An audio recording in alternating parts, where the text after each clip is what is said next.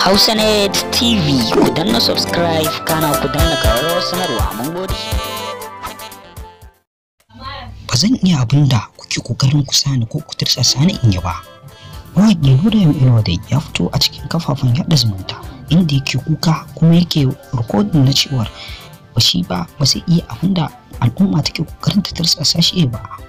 Inda yake cewa hakikanin gaskiya ni ba zan iya zanga-zanga ba kuma ba zan iya wani abu wanda yake da alaka da zanga-zanga ba saboda malamai dai ba su sanar da mu ko kuma wani tsari ya zo mana ta wanda mahanga ko ta fuska da zamu iya fitowa mai hakan ba.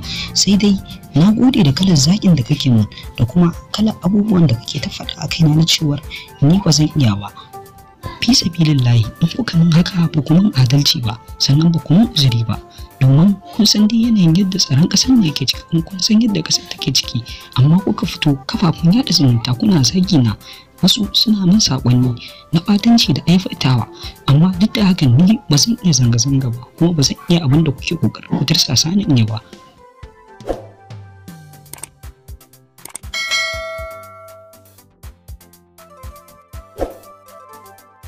Mawaƙin dai ya ci gaba da cewar ba abin da ya fi addu'a sannan ba abin da ya fi faɗawa Allah a duk faɗin duniya, sannan ina roƙon ku da ku min haƙuri sannan ku min uzuri akan rashin fitowa ta da kuma rashin yin magana ta akan zanga-zangar da ake yi, domin ni ina da dalilai na rashin yin haka.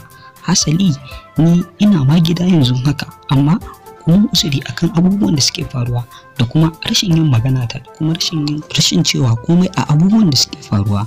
Domin kuwa kun san dai halin da kasar take ciki, fata na dai a zauna cikin lafiya sannan a zauna cikin kwanciyar hankali da walwala, kuma ina godiya ta duk masoyan da za su kasance masu fahimta ta da kuma wanda za su kasance masu fuskanta inda na dosa, sannan na gode da kalar zagin da kuke mu. Fatan mu dai a kullum a zauna lafiya. Hausanet TV ku danna mana subscribe kana ku danna mana ƙararrawar sanarwa mun gode. Hausanet TV ku danna subscribe kana ku danna ƙararrawar sanarwa mun gode.